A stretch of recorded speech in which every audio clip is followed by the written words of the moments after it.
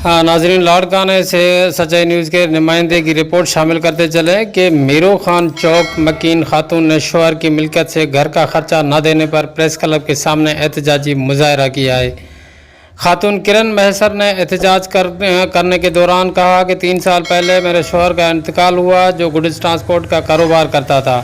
उनका कहना था कि 6 गुड्स ट्रांसपोर्ट की ट्रकें थी जो कि अपने बहनोई गुलाम रसूल महसर के हवाले करके हमारे घर के खर्चे चलाने के लिए पाबंद किया था, लेकिन गुलाम रसूल महसर मुझे घर का खर्चा चलाने के लिए 1 रुपया भी नहीं दे रहा, जो कि जुल्म व ज़्यादती है। खातून किरण ने मज़ीद कहा कि मेरे 4 बच्चे हैं जिनके लिए स्कूल के कपड़े ख़रीदने के लिए पैसे भी नहीं हैं, लेकिन उनको मुझ पर रहम नहीं आ रहा। उन्होंने मज़ीद कहा कि इस वक्त मुझे सख्त तकलीफ़ का सामना है क्योंकि मेरे शौहर की मिल्कियत पर उसका बहनोई गुलाम रसूल कब्ज़ा जमाए बैठा है। उन्होंने डीआईजी और एसएसपी लाड़काने को अपील करते हुए कहा कि मुझे इंसाफ फराहम किया जाए।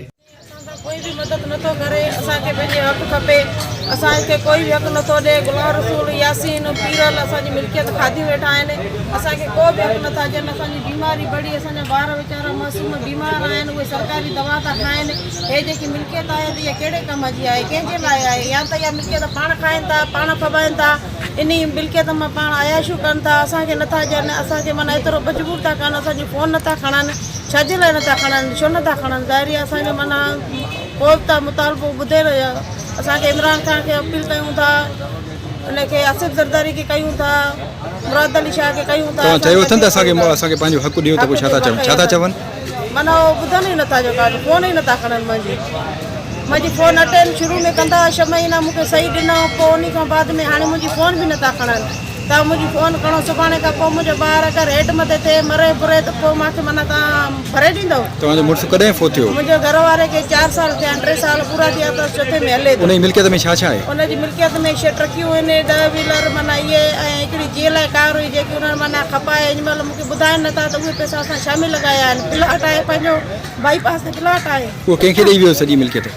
उहो पंहिंजे भेणीअ खे ॾेई वियो। नालो छा आहे उनजो? गुलाम रसूल मैसर। उनखे वसियत करे वियो।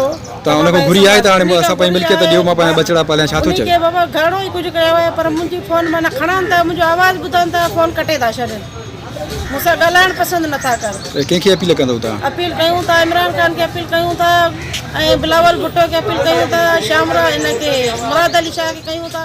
असांखे ख़ुदा वास्ते पंहिंजो